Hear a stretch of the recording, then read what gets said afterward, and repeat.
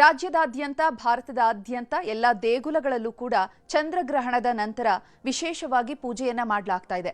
ಮೋಕ್ಷ ಕಾಲದ ನಂತರ ಅಭಿಷೇಕವನ್ನ ಮಾಡ್ತಾರೆ. ದೇಗುಲಗಳಲ್ಲಿ ಅಭಿಷೇಕವನ್ನ ಮಾಡಿ ನಂತರ ವಿಶೇಷವಾಗಿ ಅಲಂಕಾರವನ್ನ ಮಾಡಿ ಪೂಜೆ ಪುನಸ್ಕಾರವನ್ನ ಮಾಡಲಾಗ್ತಾ ಇದೆ.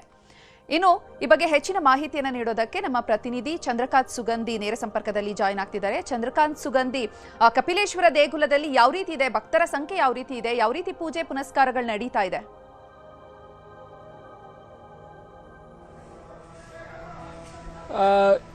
ಚೈತ್ರ, ಬೆಳಗ್ಗೆಯಿಂದಲೂ ಕೂಡ ಬೆಳಗಾವಿಯ ಕಪಿಲೇಶ್ವರ ದೇವಸ್ಥಾನ ಬೆಳಗ್ಗೆ 11 ಗಂಟೆ ಸುಮಾರಿಗೆ ಬಂದನ್ನ ಮಾಡಲಾಗಿತ್ತು. ಈಗ ಏನು ಗ್ರಹಣ ಮೋಕ್ಷ ಕಾಲದಲ್ಲಿ ದೇವಸ್ಥಾನವನ್ನು ಆರಂಭ ಮಾಡಲಾಗಿದೆ. ಹಿಂಭಾಗದಲ್ಲಿ ನೋಡಬಹುದು ದೇವಸ್ಥಾನದ ಶುಚಿತ್ವ ಕಾರ್ಯ ಈಗ ಸದ್ಯ ಜಲಾಭಿಷೇಕದ ಮೂಲಕ ಆರಂಭವಾಗಿದೆ. ಎಲ್ಲಾ ದೇವಸ್ಥಾನದ ಸಿಬ್ಬಂದಿ ಆಗಿರ್ಬೋದು ಮತ್ತು ಭಕ್ತರೆಲ್ಲರೂ ಕೂಡ ದೇವಸ್ಥಾನವನ್ನ ಕ್ಲೀನ್ ಅನ್ನ ಮಾಡ್ತಾ ಇದ್ದಾರೆ. ಇನ್ನು ಕೆಲವೇ ಹೊತ್ತಿನಲ್ಲಿ ಇಲ್ಲಿನ ಶಿವಲಿಂಗಕ್ಕೆ ವಿಶೇಷ ಜಲಾಭಿಷೇಕ ಆಮೇಲೆ ರುದ್ರಾಭಿಷೇಕ ನೆರವೇರಿಸಲಾಗುತ್ತೆ. ಇಡೀ ದೇವಾಲಯದ ದೇವಸ್ಥಾನದ ಎಲ್ಲ ವಿಗ್ರಹಗಳಿಗೆ ಈ ರೀತಿ ಬಿಳಿ ಬಟ್ಟೆಯನ್ನ ಸುತ್ತಿ ಇಡಲಾಗಿತ್ತು. ಗ್ರಹಣ ಸಂದರ್ಭದಲ್ಲಿ ದೇವರಿಗೆ ಯಾವುದೇ ರೀತಿ ನೆರಳು ಬಿಡಬಾರದು ಅನ್ನೋ ಕಾರಣಕ್ಕಾಗಿ ಈ ರೀತಿಯನ್ನು ಮಾಡಲಾಗಿತ್ತು. ಈಗ ಸುಮಾರು 11 ಗಂಟೆಯಿಂದ ಇದುವರೆಗೂ ಕೂಡ ಭಕ್ತರಿಗೆ ದರ್ಶನಕ್ಕೆ ದೇವಾಲಯದಲ್ಲಿ ಯಾವುದೇ ರೀತಿ ಅವಕಾಶ ಇರಲಿಲ್ಲ. ಈಗ ಈ ದೇವಸ್ಥಾನದ ಆಡಳಿತ ಮಂಡಳಿ ಈಗ ಸದ್ಯ ಶುದ್ಧೀಕರಣದಲ್ಲಿ ಬ್ಯುಸಿಯಾಗಿರ್ತಕ್ಕಂಥದ್ದು. ಇಡೀ ದೇವಸ್ಥಾನವನ್ನ ಈಗ ಶುದ್ಧೀಕರಣವನ್ನ ಮಾಡಲಾಗುತ್ತೆ. ಶುದ್ಧೀಕರಣದ ನಂತರ ಮತ್ತೊಮ್ಮೆ ದೇವರಿಗೆ ಜಲಾಭಿಷೇಕ ಹಾಗೇನೆ ಮಹಾರುದ್ರಾಭಿಷೇಕ ನಡೆಸಕ್ಕೆ ಸಿದ್ಧತೆಯನ್ನು ಮಾಡಿಕೊಳ್ಳಲಾಗಿತ್ತು. ಪ್ರಮುಖವಾಗಿ ಕಪಿಲೇಶ್ವರ ದೇವಸ್ಥಾನ ಐತಿಹಾಸಿಕ ಹಿನ್ನೆಲೆ ಉಳ್ಳಂತಹ ದೇವಾಲಯ ಇದು. ಇವತ್ತು ಗ್ರಹಣ ಕಾಲದಲ್ಲಿ ಅಂದ್ರೆ ಚಂದ್ರಗ್ರಹಣ ಕಾರಣಕ್ಕಾಗಿ ಬೆಳಗ್ಗೆಯಿಂದಲೂ ಕೂಡ ವಿವಿಧ ಧಾರ್ಮಿಕ ಕಾರ್ಯಗಳು ಇಲ್ಲಿ ನಡೆದಿದ್ವು. ಈಗ ಸದ್ಯ ಜಲಾಭಿಷೇಕ ದೇವರಿಗೆ ನಡೀತಕ್ಕಂಥದ್ದು ನಾನು ತೋರಿಸುವಂತಹ ಪ್ರಯತ್ನವನ್ನು ಮಾಡ್ತೇನೆ. ಇನ್ನು ದೇವಾಲಯ ಅಂದ್ರೆ ಗರ್ಭಗುಡಿಯ ಬಾಗಿಲು ತೆಗೆದಿಲ್ಲ. ಇನ್ನು ಕೆಲವೇ ಹೊತ್ತಿನಲ್ಲಿ ಗರ್ಭಗುಡಿಯ ಬಾಗಿಲನ್ನು ತೆಗೆಸಕ್ಕೆ ಮುಖ್ಯ ಅರ್ಚಕ ನಾಗರಾಜ್ ಅವರು ಕೂಡ ಈಗ ಸದ್ಯ ಆಗಮಿಸಿರ್ತಕ್ಕಂಥದ್ದು. ಇನ್ನು ಕೆಲವೇ ಹೊತ್ತಿನಲ್ಲಿ ದೇವಾಲಯದ ಗರ್ಭಗುಡಿಯನ್ನ ಓಪನ್ ಮಾಡಲಾಗಿದೆ. ನೋಡಬಹುದು ಗರ್ಭಗುಡಿ ಓಪನ್ ಮಾಡುವಂತಹ ದೃಶ್ಯಗಳು, ಲೈವ್ ದೃಶ್ಯಗಳಿದು.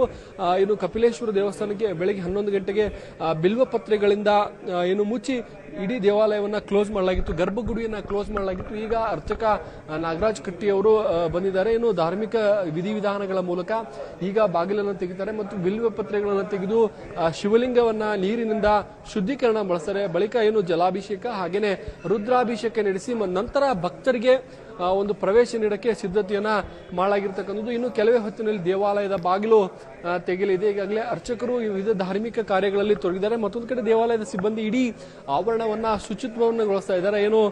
ಪ್ರಮುಖವಾಗಿ ಅಂತಂದ್ರೆ ನೀರಿನಿಂದ ಶುಚಿಗೊಳಿಸುವಂತಹ ಕೆಲಸವೂ ಕೂಡ ಸದ್ಯ ನಡೀತಾ ಇದೆ. ಒಟ್ಟು ಇನ್ನು ಕೆಲವೇ ಹೊತ್ತಿನಲ್ಲಿ ದೇವಾಲಯದ ಬಾಗಿಲು ಓಪನ್ ಆಗುವಂತಹ ಸಾಧ್ಯತೆ ಇದೆ. ಭಕ್ತರು ಕೂಡ ಸಾಕಷ್ಟು ಸಂಖ್ಯೆಯಲ್ಲಿ ಇವತ್ತು ದೇವಾಲಯಕ್ಕೆ ಬರಲಿದ್ದಾರೆ. ಯಾಕಂದ್ರೆ ಗ್ರಹಣ ಕಾಲದಲ್ಲಿ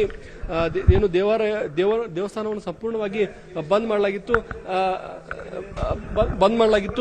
ಹೀಗಾಗಿ ಅಂತಂದ್ರೆ ಈಗ ಆರತಿಯನ್ನ ಸದ್ಯ ಬೆಳಗ್ತಾ ಇದ್ದಾರೆ ಇಲ್ಲಿನ ಅರ್ಚಕರು. ಇನ್ನು ಕೆಲವು ಹೊತ್ತಿನಲ್ಲಿ ದೇವಾಲಯದ ಬಾಗಿಲನ್ನ ಓಪನ್ ಅನ್ನ ಮಾಡ್ತಾರೆ. ಯಾಕಂದ್ರೆ ಗ್ರಹಣ ಸಂದರ್ಭದಲ್ಲಿ ಶಿವಲಿಂಗಕ್ಕೆ ಯಾವುದೇ ರೀತಿ ದೃಷ್ಟಿ ಆಗಬಾರ್ದು ಅನ್ನೋ ಕಾರಣಕ್ಕೆ ಈ ರೀತಿ ಬಿಲ್ವ ಪತ್ರೆಗಳಿಂದ ಇರ್ತಕ್ಕಂಥದ್ದು. ಸುಮಾರು 3 ಗಂಟೆಯಿಂದ 6:48 ಗ್ರಹಣ ಇತ್ತು. ಇದು ಭಾರತದಲ್ಲಿ ಕೇವಲ 7 ನಿಮಿಷ ಇದ್ರೂ ಕೂಡ ಈ ಒಂದು ಹೋಳಿ ಹುಣ್ಣಿಮೆ ದಿನ ಇರುವಂತಹ ಈ ಒಂದು ಗ್ರಹಣಕ್ಕೆ ಸಾಕಷ್ಟು ಮಹತ್ವ ಇರತಕ್ಕಂಥದ್ದು. ಸಿಂಹ ರಾಶಿ ಸೇರಿದಂತೆ ಅನೇಕರಿಗೆ ಎಚ್ಚರಿಕೆಯಿಂದ ಇರಿ ಅಂತ ಹೇಳಿ ಈಗಾಗಲೇ ಜ್ಯೋತಿಷಿಗಳು ಸೂಚನೆಯನ್ನ ಕೊಟ್ಟಿದ್ದಾರೆ. ಮತ್ತು ಏನಂತಂದ್ರೆ ಗ್ರಹಣ ಸಂದರ್ಭದಲ್ಲಿ ಗರ್ಭಿಣಿಯಾಗಿರ್ಬೋದು ಮತ್ತು ಮಕ್ಕಳು ಯಾವ ರೀತಿ ಎಚ್ಚರಿಕೆಯಿಂದ ಇರಬೇಕು ಅನ್ನೋ ಸೂಚನೆಯನ್ನು ಕೂಡ ನೀಡಲಾಗಿತ್ತು. ಈಗ ಈ ಒಂದು ಕಪಿಲೇಶ್ವರ ದೇವಾಲಯದ ಗರ್ಭಗುಡಿಯ ಬಾಗಿಲನ್ನು ಓಪನ್ ಮಾಡಲಾಗಿದೆ. ಈಗ ಗರ್ಭಗುಡಿ ಶಿವಲಿಂಗದ ಮೇಲೆ ಇಟ್ಟಂತಹ ಬಿಲ್ವ ಪತ್ರೆಗಳನ್ನು ತೆಗೆದು ಜೊತೆಗೆ ಅಂತಂದ್ರೆ ಜಲಾಭಿಷೇಕವನ್ನ ಮಾಡಿ ಬಳಿಕ ವಿವಿಧ ಧಾರ್ಮಿಕ ಕಾರ್ಯಗಳು ಇಲ್ಲಿ ನಡೆಯಲಿದ್ದು ಕಪಿಲೇಶ್ವರ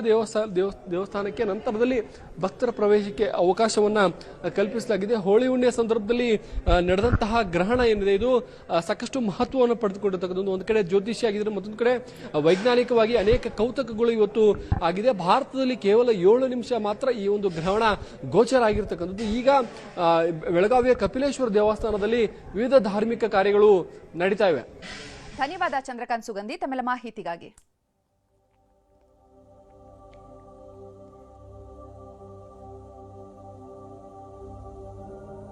ಇನ್ನು ಕೇತುಗ್ರಸ್ತ ಚಂದ್ರಗ್ರಹಣದ ಅಂತ್ಯಕಾಲ ಮುಗಿದಿದೆ.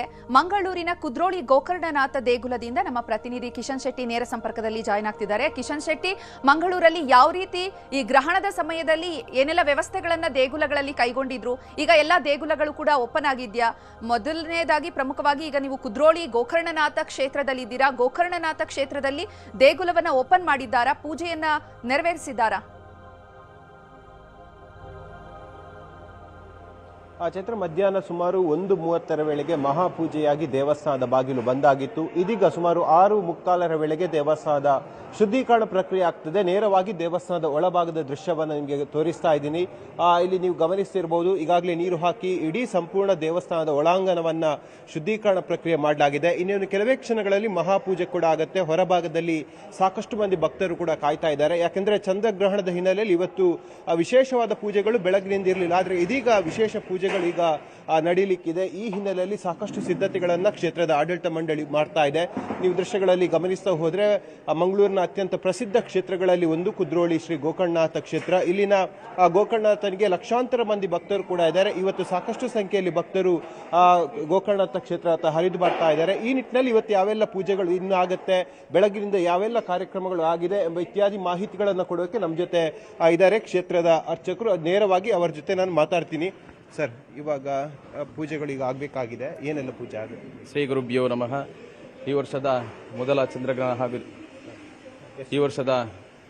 ಚಂದ್ರಗ್ರಹಣ ಆಗುವುದರಿಂದ ಈ ದೇವಸ್ಥಾನದಲ್ಲಿ ಬೆಳಿಗ್ಗೆ 12 ಗಂಟೆಗೆ ಮಹಾಪೂಜೆ, ನಿತ್ಯ ಪೂಜೆ ಆಗಿ ಆಮೇಲೆ 1:30 ಗಂಟೆಗೆ ದೇವಸ್ಥಾನ ಮುಚ್ಚಲಾಗಿ ಈಗ ಗ್ರಹಣ ಮುಗಿದ ಮೇಲೆ ಎಲ್ಲ ಶುಚಿತ್ವ ಮಾಡಿಕೊಂಡು ಈಗಾಗಲೇ ಅಲ್ಲಿ ಪೂಜೆ ಪ್ರಾರಂಭ ಆಗ್ತಿದೆ. ಅವನ ಪುಣ್ಯಾವಾಚನ ಸಹಿತವಾಗಿ ಗ್ರಹಣ ಶಾಂತಿ ಹೋಮ ಮಾಡಿಕೊಂಡು ಆ ಮುಖೇನವಾಗಿ ಎಲ್ಲ ದೇವರಿಗೆ ಆರಾಧಿಸುವಂತಹ ಎಲ್ಲ ದೇವರಿಗೆ ಕಲಶಾಭಿಷೇಕ ಮಾಡಿಕೊಂಡು ಆ ಮುಖೇನವಾಗಿ ರಾತ್ರಿಯ ನಿತ್ಯ ಪೂಜೆಯನ್ನು ಮಾಡಲಾಗುವುದು. ಹಾಗೆ ಎಲ್ಲ ಬಂದ ಭಕ್ತಾದಿಗಳಿಗೆ ಗ್ರಹಣ ಶಾಂತಿಯೊಟ್ಟಿಗೆ ಸಿಂಹರಾಶಿಯಲ್ಲಿ ಗ್ರಹಣ ಬಾಧಿಸಿದ ಸಿಂಹರಾಶಿ, ಕನ್ಯಾ ರಾಶಿ, ಹಾಗೆ ಮಕರ ರಾಶಿ, ಮೀನರಾಶಿಗೆ ಅರಿಷ್ಟ ಪರಿಹಾರ್ಥವಾಗಿ ಕ್ಷೇತ್ರದಲ್ಲಿ ಎಲ್ಲ ದೇವಿ ಪೂಜೆ, ಹಾಗೆ ತುಪ್ಪದೀಪ, ಆಮೇಲೆ ಅನ್ನದಾನ, ಇತರ ಗ್ರಹಣದೋಷ ಪರಿಹಾರವಾಗಿ ಕ್ಷೇತ್ರದಲ್ಲಿ ಪೂಜೆ ಪುರಸ್ಕಾರ ಈಗ ನಡೆಯಲಿದೆ. ಇದು ಅರ್ಚಕರ ಮಾತು. ಸಾಕಷ್ಟು ಸಂಖ್ಯೆಯಲ್ಲಿ ಭಕ್ತರು ಕೂಡ ಹೊರಭಾಗದಲ್ಲಿ ಕಾಯ್ತಾ ಇದ್ದಾರೆ. ಈ ನಿಟ್ಟಿನಲ್ಲಿ ಕ್ಷೇತ್ರದ ಆಡಳಿತ ಮಂಡಳಿ ಸಕಲ ಸಿದ್ಧತೆಗಳನ್ನು ಮಾಡಿಕೊಂಡಿದೆ. ಮಧ್ಯಾಹ್ನದ ಭೋಜನದ ವ್ಯವಸ್ಥೆ ಇರಲಿ, ಆದರೆ ರಾತ್ರಿ ಲಘು ಉಪಹಾರ ಅಥವಾ ಭೋಜನದ ಪ್ರಕ್ರಿಯೆಗಳನ್ನು ಈ ಕುದ್ರೋಳಿ ಕ್ಷೇತ್ರದಲ್ಲಿ ಮಾಡಲಾಗ್ತಾ ಇರುವಂತದ್ದು. ಚೈತ್ರ, ಧನ್ಯವಾದ ಕಿಶನ್ ಶೆಟ್ಟಿ ತಮ್ಮೆಲ್ಲ ಮಾಹಿತಿಗಾಗಿ.